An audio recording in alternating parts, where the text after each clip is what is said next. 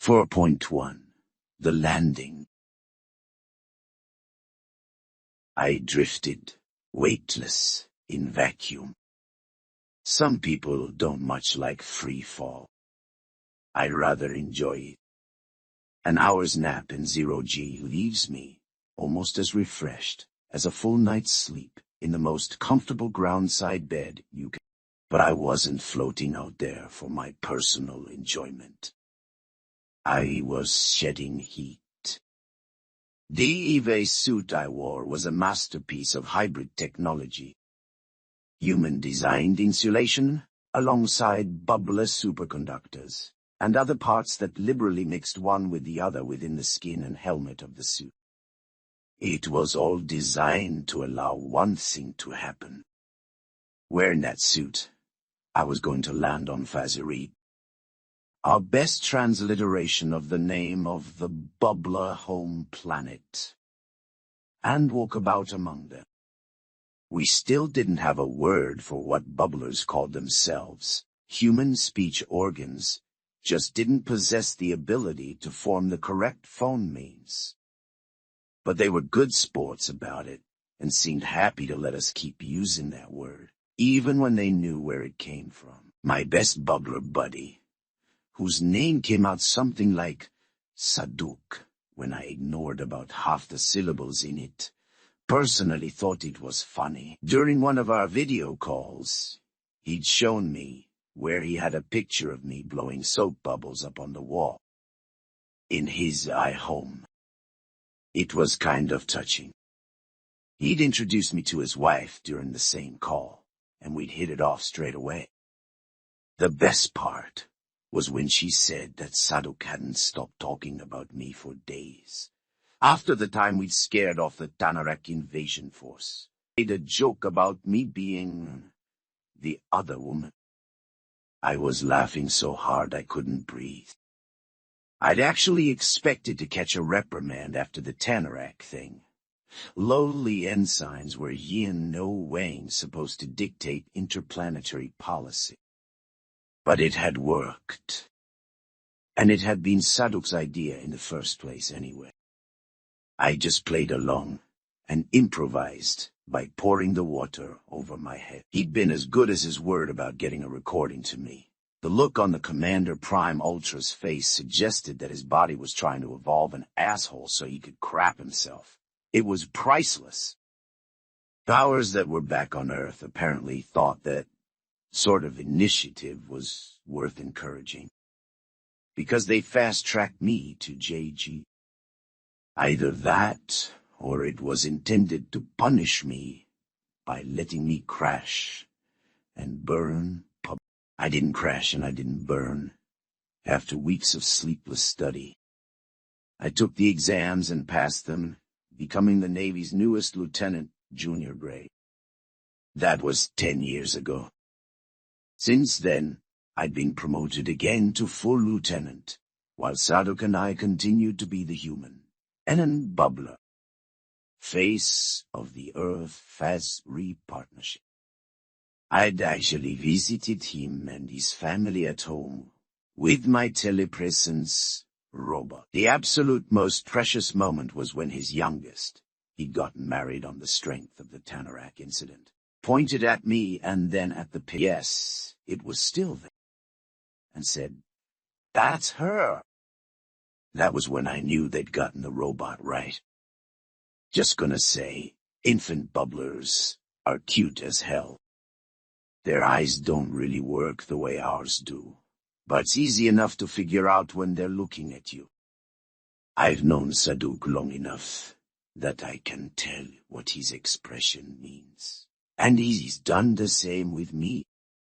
So I know when a kid's looking at me with the equivalent of a wide-eyed expression. They also love being hugged. I know that there's never going to be large-scale tourism between human and bubbler cultures. The physical barriers are just too overwhelming. Telepresence is a good stopgap, and the multiple human bubbler research labs use those robots en masse. But I can't see the instant production of tourism Robots just for someone who wants to visit once. Maybe generic one-size-fits-all models. My point is, the only bubblers that the vast majority of humanity are ever going to see are the ones I've been visiting with my telepresence robot. Having Sadok pilot his own robot on Earth is always fun. It still turns heads 10 years later. But what I'm saying is that the number of humans who have interacted with bubblers is vanishingly small. Just like the number of bubblers who've had dealings with humans. So it's still more or less up to me and Sadok to maintain the public perception of bubblers as our chill outer space buddies. Well, that and the plushies. Which brings me back around to the suit I was wearing. It was set up to allow me to walk around on the surface of Fazireep without either freezing solid or allowing any of my comparatively furnace-like body heat to escape. I didn't want to melt the sidewalk after all. They were apparently working on a similar suit for bubblers to allow Sadok to visit Earth. If that one worked out, we were talking about adapting the technology to pay a crude visit to Mercury someday. That was the fun aspect about hybridizing human and bubbler tech. It opened the doors to all kinds of amazing options. Prior to landing, I was in orbit around Fazireep, currently on the night side. Their primary being a distant red dwarf. The night side wasn't all that different from the day side, but it let me cool the exterior of the suit down to a nice balmy 8 or 9K. That way, when I stepped out of the J-Bubble one at the other end, I wouldn't be glowing white hot in their eyes. The Oni was also a hybrid creation, designed for human use and the ability to not explode or melt in a human temperature environment. It would use a bubbler drive to bring me down to the surface, without generating excess temperatures. Excess is in this case meaning anything over about 50 Kelvin. Like me, it was orbiting Fazireep so as to shed all excess heat. Unlike my suit, its external hatches were wide open, ensuring that temperatures were balanced inside and out. The sensor gauge in my helmet pinged, and I checked the numbers. The exterior of my suit sat at a steady 9 Kelvin. Low enough that I wouldn't instantly murder any bubblers I came face to face with. Good thing I was quite fond of the little guys, especially Sadok. I reached down to the tether at my waist. Like the skin of the Oni and my suit as well, it was made of thermal superconducting material. Bubbler tech, of course. I reeled in the slack, then gave it a gentle tug. As lightweight as the E-Bubble one was, it still far outmassed me. The tug pulled me toward it rather than vice versa, and I drifted into the airlock as gently as a feather back on Earth. Taking hold of a hand grip, I disconnected the tether and hit the auto-reel button. Once it was inside the airlock, I slapped the control to close all exterior hatches. Bubble 1 due to Amundsen. Temperatures are all in the green. I'm ready to head down. Over. Return Amundsen to Bubble 1 Vey. We copy dodgy this. Commodore Lorimer was a decade, and change older and crustier than when I had been a green-as-grass ensign under her on Jovial Dive. But she'd been one of the driving forces behind keeping me in the loop with human bubbler. Take care. We'll be monitoring your feed. Over. Copy that. Amundsen, I Bubble 1 to Fazireep. Orbital command. Requesting landing clearance. Over. We'd already received this permission weeks before. But it was never a bad idea to reiterate the formalities. The only hesitation was due to light speed lag. FOSRIP Orbital Command 2, Bubble 1. You are cleared to land. Coordinates should already be in your navcom. You will be met once you're on the surface. Enjoy your visit, Lieutenant Hernandez. Well, that last little bit was nice. I guess I'm as much a household face and name on FOSRIP as Saduk was on Earth. I wondered if their kids carried around plushies in my image, like ours did with Saduk ones. Being famous was kind of fun, I decided. So long as the fame came in small doses. I copy. Command. Bubble 1. Out. I called up the coordinates and kicked over the drives. Bubbler drives work on somewhat different principles than ours had when we first met them. Shoving high-temperature gases out the back end to go somewhere would never have worked for such a thermally sensitive species. They still pushed particles to make use of Newton's third law, but they used different particles and did it a lot more quietly. Between bubbler ingenuity and human brute force engineering, we'd worked out a version that would function for us, without requiring a constant bath in liquid nitrogen. That was what the UNSM Jamundsen had used to get me, and Bubble 1 to FOSRIP in the first place, and the basis of the space drives that the rest of the Navy use these days. What I was using in iBubble 1E wasn't anywhere near as powerful, but it only needed to get me to the surface and back again. This was literally going to be the first human crewed landing on the surface of the Bubbler's homeworld. It was kind of a big deal, and I was determined not to screw things up. The light intensity on FOSRIP wasn't exactly great, being so far away from a frankly unimpressive sun. But we'd already known that, so my suit visor had a HUD overlay of enhanced light imagery of what I would normally be seeing. I switched over to this now, killing the human normal lighting so that I'd be ready for the real thing when I got planet side. From there, it was just a matter of monitoring the auto-landing system, ensuring that the descent wasn't too fast or too slow, and that there were no sensor ghosts to screw with the dumb AI running the show. Absolutely nothing untoward happened on the way down, which was just the way I liked it. While it's cool to be commended for quick thinking under unexpected conditions, it's also nice to be known as someone who can be depended on as a reliable subordinate. Someone's got to be reporting for duty during the periods between exciting bursts of action, after all. I'd studied the maps we had of FOSRIP, but my knowledge of their geography wasn't anywhere close to perfect.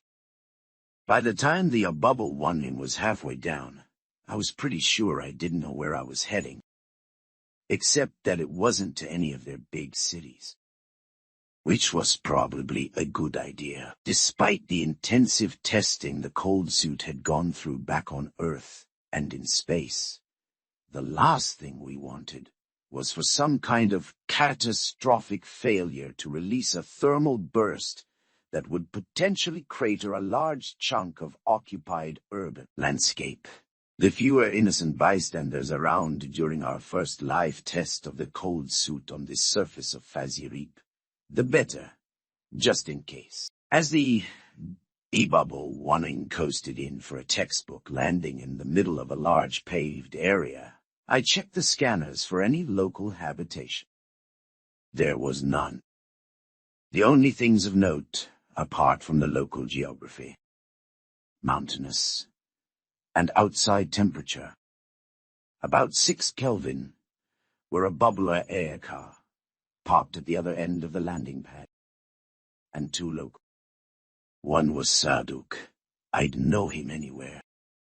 The other was a slightly larger, heftier bubbler, with an indefinable air of being older, wearing a sash and equipment belt that looked positively military. Sadok, on the other hand, was wearing the bubbler equivalent of t-shirt and jeans.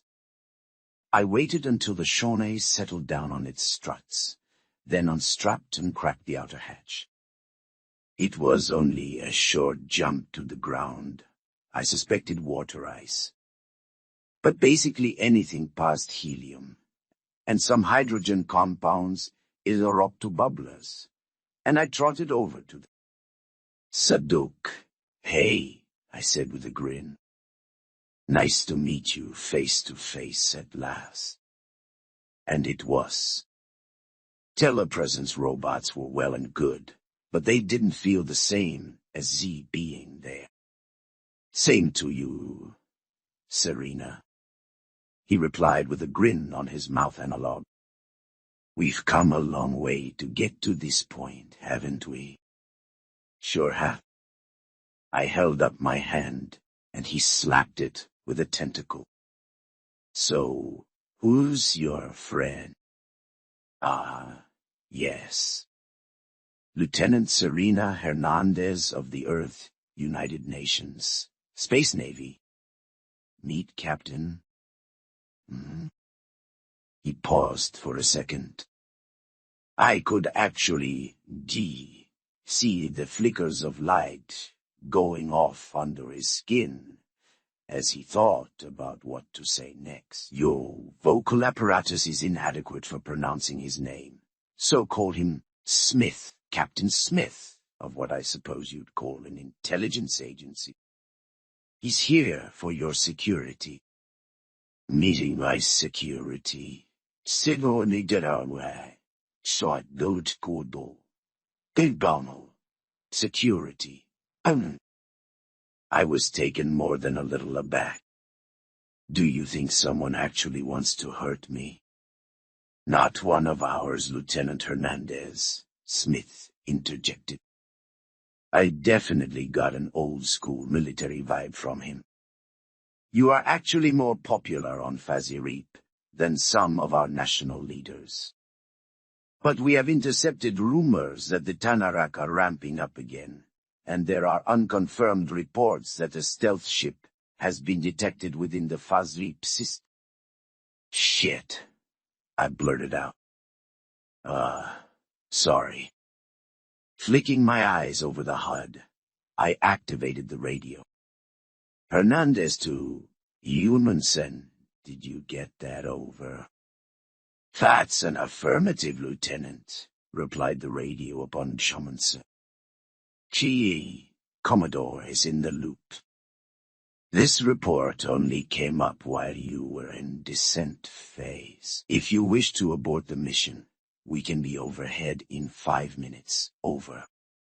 I took a deep breath. What sort of threat does a Tanarak stealth ship pose to the Garmensing? Over. Minimal, Lieutenant. Our sensors are covering local space, and they've never been able to hide their drive signatures from us. Stealth or no stealth. Even if one snuck up on us, they don't have a weapon that can scratch us. And boarding just isn't going to happen. A boarder, no. Over. Well, that made for a certain amount of sense. We were only just now engineering a suit that would allow a bubbler to walk on Earth, and that was with full scientific collaboration between humans and bubblers. The Tanarak had access to none of the hybrid tech that we developed over the last 10 years, so they were shit out of luck.